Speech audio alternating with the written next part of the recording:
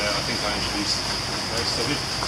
And come down today and you can have a play on rebreathers, have a try it, see how it is. Has anybody tried a rebreather before? No. Nobody? Cool. Alright, well, just to start with, we'll just go over a rebreather 101, if you like, what it's all about. All rebreathers have a lot of things in common, okay? Obviously the term rebreather means that you're rebreathing the gas that you're breathing, and it's not going off to the surface like open surface. All rebreathers, or everybody, metabolises oxygen when they breathe. It's part of normal life to metabolize oxygen, and when you breathe out there's less oxygen and it's converted into CO2. And what all rebreathers have to do is adjust for that if you're going to carry on breathing that same gas. So, simply speaking, I'm not going to go over the whole course, you have to come and do that later, maybe in August.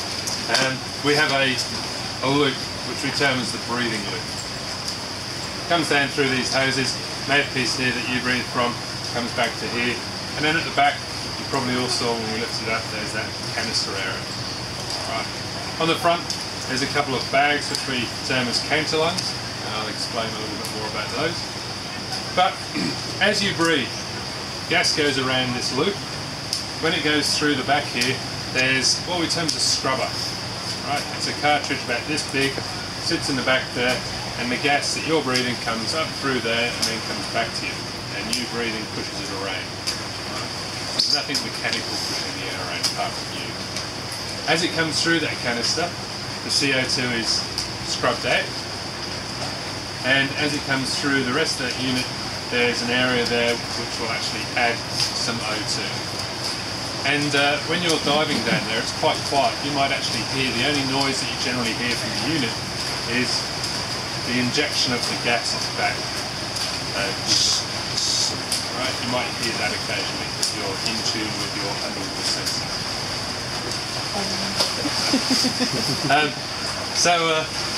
That adds O2, so you get a normal level. And what it actually does is it almost optimises a nitrox mix for whatever depth you're at. Right, without going into it too much, it's not a fixed nitrox gas.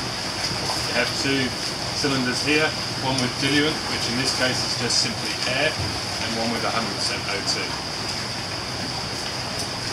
Alright, so when you breathe from this side and this cantilever. You inhale from there, and when you exhale, it goes out to this side, and then it just keeps on going around. That makes a huge difference to one thing in your diving. What do you think that's going to be? Buoyancy. Right. So, when you're down there, when you breathe in, it comes from here, when you breathe out, it goes from there. It doesn't go up to the surface. So let's say you're swimming through the Brisbane, and you want to duck down through that doorway, so you think to yourself, to sink, bang. Alright? So you physically have to move and adjust your position in the water a little bit more. Who have we got as terms of open water rescue, dive con, instructors? Who's open water? Who's advanced? Rescue. Cool. So a reasonable amount of experience in the group. A lot of you may not play with this thing very often because it's seen as uncool in your open circuit diving. Set it, forget it, do the rest by your breathing. Well, today you're going to be holding this and playing with it. Not because I've told you to, but if you want to get your buoyancy right, that's what you're going to have to do. Alright, there's another thing. When we put you in the water in a moment, we're going to put you in, make sure it's all safe, etc., etc. You'll go underwater and then you'll go for a bit of a swim around. And quite frequently when you do these try-it days and put somebody on a rebreather straight away, if you don't warn them about a few things, they go, this sucks. No, I'll just go back to that open surface stuff. Much better. The main thing is, you're breathing from essentially two bags, one bag. And when you breathe, if you imagine, you suck in and you breathe out.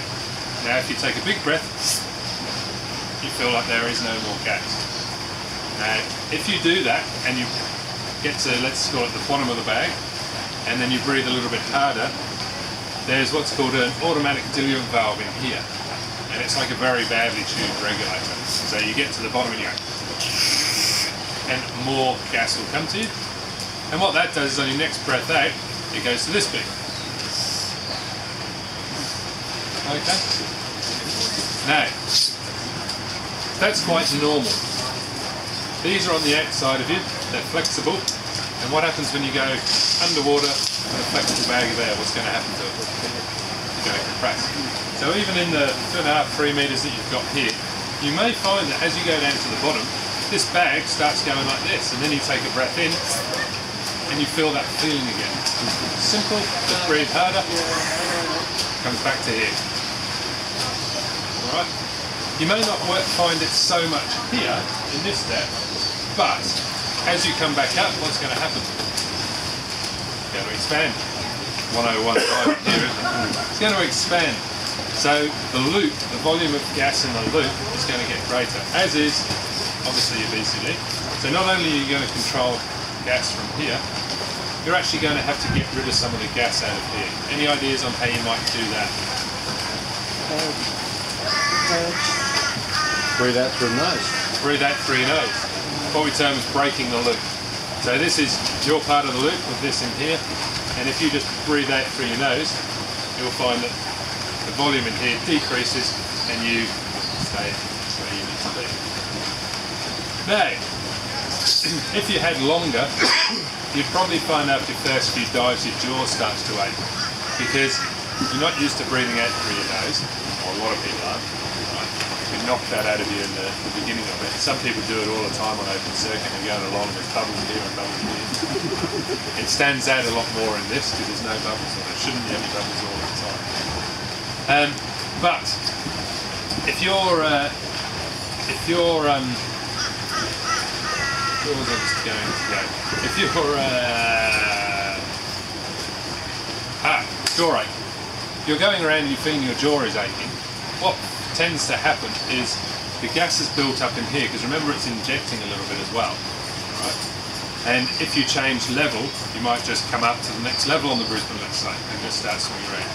This expands, and every time you breathe out, it's up, and your cheeks are out here because there's a lot of volume of gas in the breathing loop, and you're biting down on the mouthpiece to actually hold it in. So if you find that is happening, simply let some of it out through your nose. Quite easy. Right. So they're the couple of things that people find weird about it. I still guarantee that you'll jump in, go to the bottom of the pool or start to sink and see the bottom coming up and go a bit like, try and you'll still land on the bottom, alright? But you'll hopefully have a go at playing with your buoyancy, swim around, see what goes on. So we'll go down, we'll swim around for a bit, play about. Don't try and do any other skills apart from hovering, okay? Getting your buoyancy right. And then probably all come back up, have a bit of a chat, see how people thought about it, see if you've got any issues, make some comments, and then go back down and have another bit of a swim around. Because you're the first group in today, and when we start these up, this computer goes through a whole series of tests. There's a whole bunch of them, and it's passed, it's ready to go diving. Very, very safe unit, because a lot of the things that used to have to be done manually in a rebreather are nearly all done automatically. Right? Checking the O2 sensors, etc., etc. Loads of not only the electronics but the integrity of the whole loop. Right? It actually inflates it, makes sure there's no leaks in it by monitoring the pressure. All sorts of things that it does. Okay, but don't need to learn about that today. Needless to say, it's passed its test and it is going to allow you to go diving. So it's safe in the respect that it's a go or a no-go result. Some of the things you can fix about it, some of the things that it's electronics, maybe the battery's too low, you can't fix it. But one thing you've got to manually do before you go diving on this, and you'll all be doing it today, is what's called a breather. You're going to do a breather for 5 minutes. Now it might seem very pointless and boring, but just treat it as a bit of, well, not very zen-like, but treat it as a bit of meditation. Sit here, have a breathe, think about what you're doing, have a look at what's going on, etc. And the reason we do that is essentially to make sure that the system is working and it's going to maintain you underwater.